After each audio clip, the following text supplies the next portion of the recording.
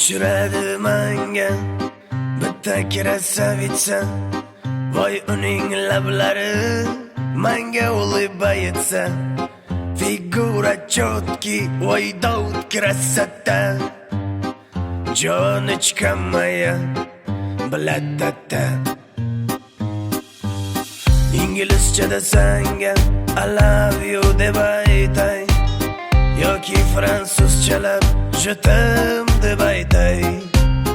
Te quiero mucho, te amo querida, qo'li bor ekan labini tagida.